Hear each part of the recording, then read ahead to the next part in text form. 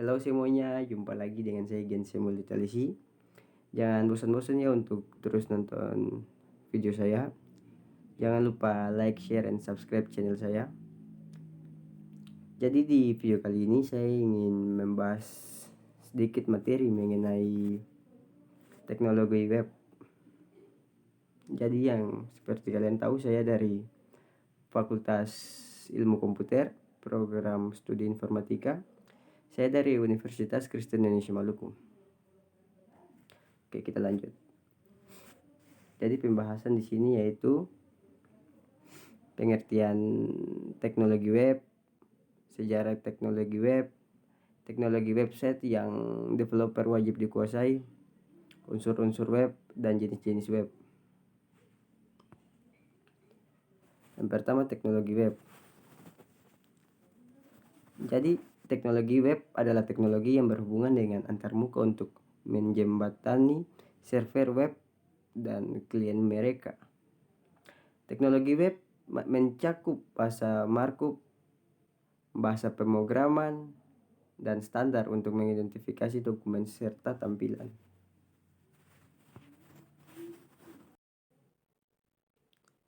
Next, sejarah website. Website pertama kali ditemukan oleh Sir Timothy John Tim Berners-Lee. Pada tahun 1991, website terhubung dengan jaringan. Tujuan dari dibuatnya website pada saat itu yakni mempermudah tukar-menukar dan memperbarui informasi kepada sesama peneliti di tempat mereka bekerja. Dengan demikian, pengertian website saat itu masih sebatas tukar-menukar informasi, bukan pengertian website secara terminologi. Website dipublikasikan ke publik setelah adanya pengumuman dari CERN pada tanggal 30 April 1993. CERN menyatakan bahwa website dapat digunakan secara gratis oleh semua orang. Pada saat ini, pengertian website sudah masuk ke dalam ranah publik karena sudah bisa digunakan oleh semua orang dimanapun dan kapanpun.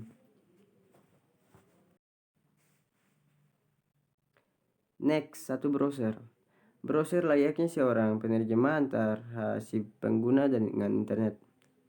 Ia memproses permintaan pengguna dan menampilkan hasil yang mereka inginkan berdasarkan kata kunci atau keyword yang diketik.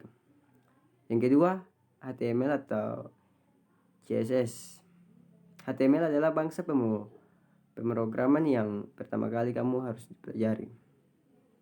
Sebab berkatnya sebuah browser jadi tahu apa yang harus ditampilkan pada penggunanya. Namun, mempelajari HTML kamu juga harus tahu apa itu CSS. CSS merupakan singkatan dari Cascading Style Sheet dan ia menggambarkan bagaimana sebuah elemen HTML ditampilkan layar. Yang ketiga, framework pengembangan website.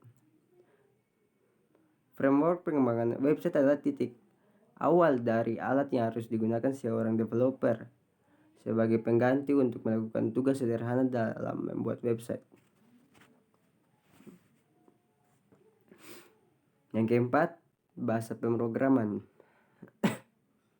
Seperti yang kamu tahu, untuk bisa berkomunikasi dengan komputer perlu adanya bahasa pemrograman tertentu.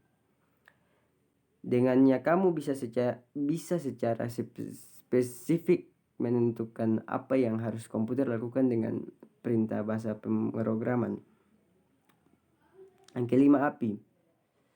Sebuah API atau Application Programming Interface membuat seorang developer bisa menggunakan beberapa fungsi dalam suatu aplikasi tanpa perlu berbagi kodenya.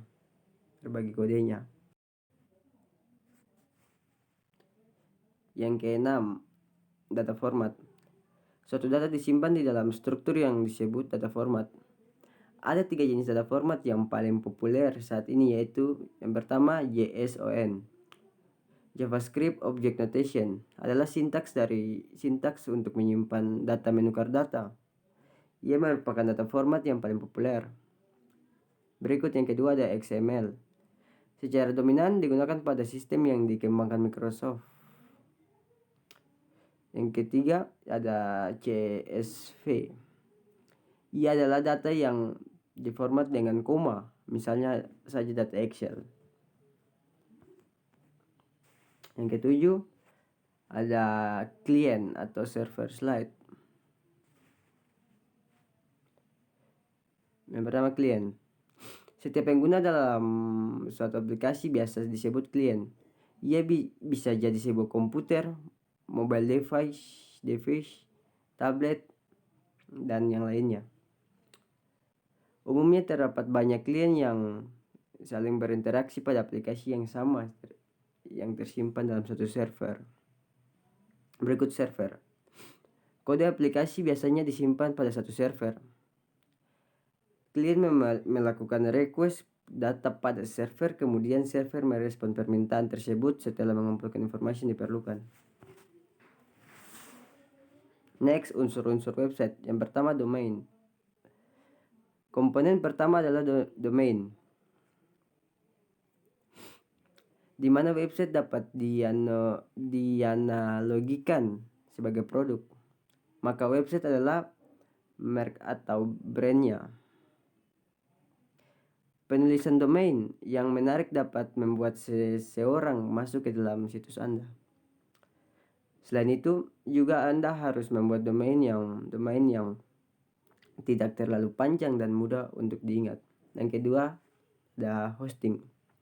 Komponen atau unsur yang kedua adalah hosting, yang mana memiliki peran penting dalam menyimpan semua database atau penyimpanan data.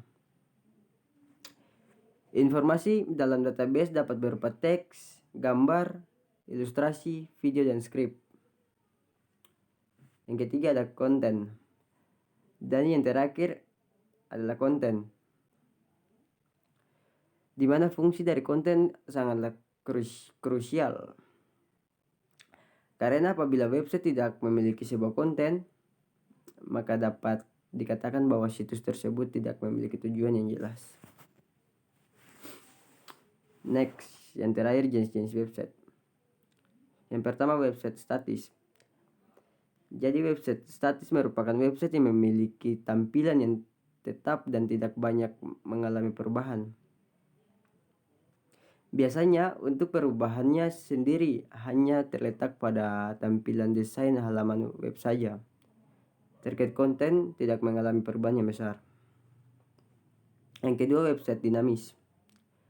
Website dinamis adalah website yang mengalami perubahan secara terus-menerus sesuai dengan kebutuhan dan relevansi dari bisnis dan perkembangan zaman.